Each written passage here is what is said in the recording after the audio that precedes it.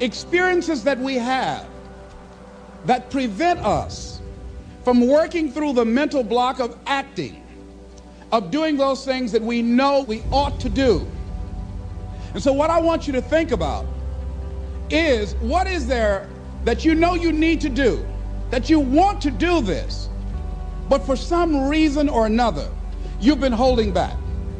For some reason or another, you just have not been able to gather your nerves or be able to work through the procrastinating or putting it off or justifying or blaming. Some reason or another, you just haven't done it. And you know you ought to do this. You really want to do this, but you don't know why you haven't done it.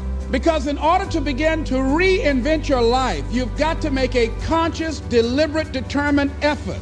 That you really got to put all of yourself into it. It's very challenging to act, to do those things. There are times when you're looking at it and you say, I know I need to do this, but I don't feel like it. I think that among the things that prevent us from acting is the fear of failure. And if you've already failed, you don't want to fail again. The pain of that, the disappointment, the fear of loss is another thing. So there are many reasons why we don't act. There are other things, though, that affect us. Is that not wanting to take personal responsibility. We want somebody else to do it.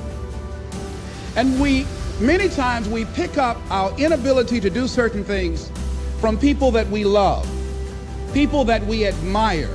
We identify with them, and we live in the context of their ideas, their opinions, and their life patterns. We buy into it unconsciously. You want to begin to look out on your life and what you want for you. And I think that when we begin to focus in the area of what does it take for us to act. See, life also are things that can inspire us to act. See, if we don't have the courage, and that's what it takes, courage. It takes guts to do that which you know you need to do. If you don't have the courage to act, life many times will move on you and make you act. And so what I'm saying to you is that as you begin to look out on your life, this is challenging. This is not easy, acting. So what are the things that we can begin to do to harness our will? Number one, you've got to bring it out and look at it. You've got to take the power out of it. You've got to expose it to the truth. And the truth is that it has no power over you. So write down something you want to act on, but for some reason that you've been holding back, and look at it. See, I always thought procrastination had to do with the thing I was procrastinating around, right? Like that procrastination has something to do with work. Believe it or not, procrastination has nothing to do with your work. Procrastination is a form of stress relief. What you're going to do is you're going to go, oh, I must be stressed out about something. Acknowledge the stress.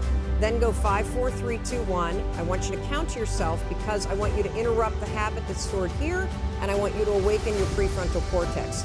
Then I want you to just work, just for 5 minutes.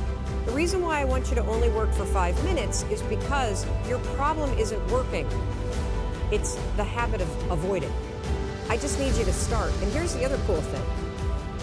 We know based on research that if we can get you to start, 80% of you are going to keep going.